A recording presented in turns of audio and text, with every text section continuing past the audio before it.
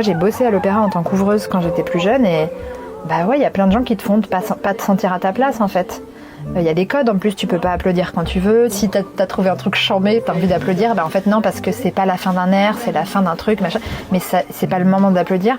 Bon bah tu te sens pas à ta place quoi. Donc je trouve ça bien dommage.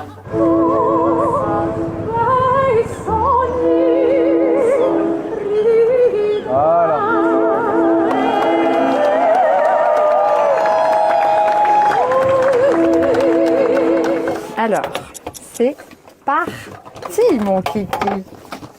Vraiment, je mets pas mon bas perruque parce que je veux pas qu'elle fasse... Regarde la tête que t'as. Regarde la tête qu'elle a. Ouais, tu veux voir ma belle tête ? C'est terrible. Ouais.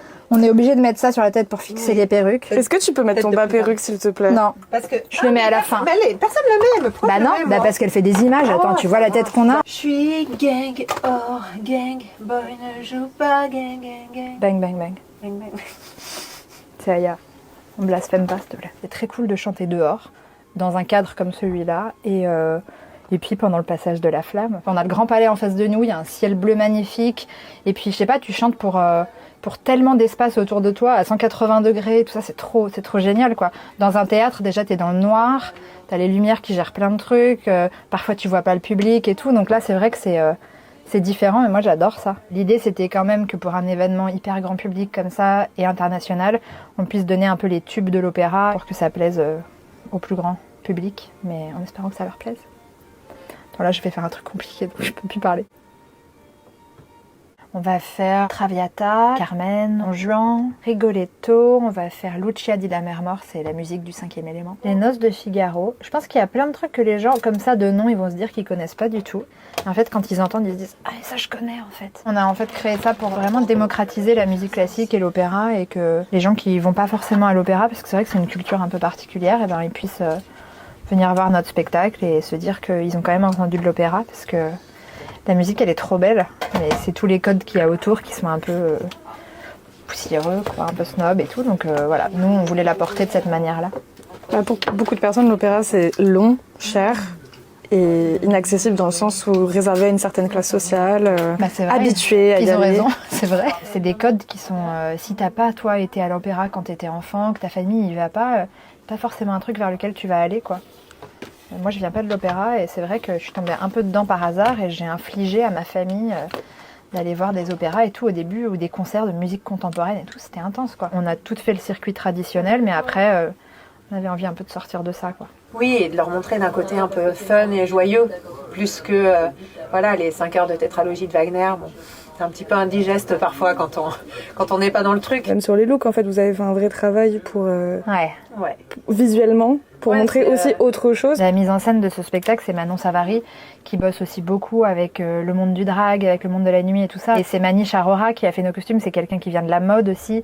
Donc il y avait vraiment cette envie d'avoir une vraie identité visuelle. Je pense que le pire, c'est celui qui a les yeux bleus.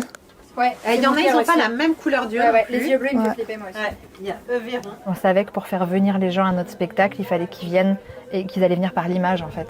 Donc on s'est dit, si on donne un truc visuellement archi fort, eh ben, ça va déjà attirer les gens, même s'ils savent pas encore trop ce qu'ils vont voir. Et après, on les a déjà avec nous pour leur chanter de l'opéra. On les a embarqués avec nous. Ils sont bloqués, ils sont piégés. Ils sont bloqués, la salle est fermée. Ils sont assis sur leur siège. On bloque toutes les issues et ils peuvent plus sortir. Mais en tout cas, après, ils sortent de là et sans trop savoir parfois ce qu'ils allaient voir, ils ont découvert 1h20 d'opéra. Ah oui, d'accord, il y a même une tête de bébé dans la perruque. Bien sûr. La star de la journée, c'est la flamme, c'est pas nous. Donc il va falloir aussi on n'a pas une grosse mise en scène à faire parce qu'on doit rester un peu sur les côtés pour être très discret, pour laisser passer la flamme. Il y a le quatuor qui va s'installer avant vous, ça c'est bon. Ouais. Moi je serai en haut avec vous, avant l'arrivée des relayeurs. Ouais. Il y a un char qui passe. Est-ce qu'il nous manque un truc? Est-ce qu'on peut se regarder les unes les autres? Marie, il te manque une jupe? Oui. Toi? Non? Moi, il me manque un truc, non? Ouais, c'est la classe.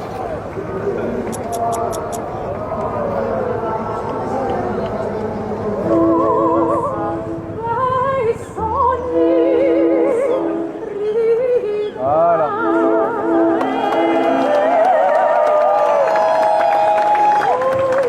En fait, il faut que les gens ils viennent écouter de l'opéra parce que juste déjà d'entendre une voix lyrique, c'est un truc de malade quand même. Je pense que ça vaut le coup d'écouter ça et de voir après si ça vous plaît vraiment, mais au moins en n'ayant pas peur d'y aller, quoi.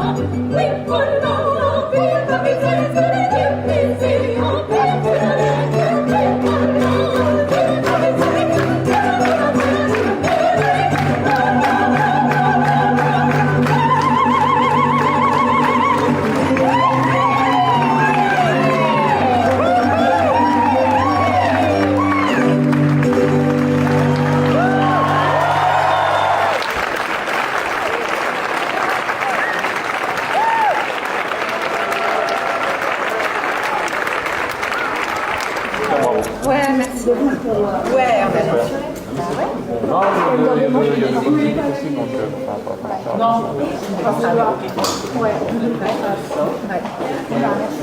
on a merci. C'est fou cette journée.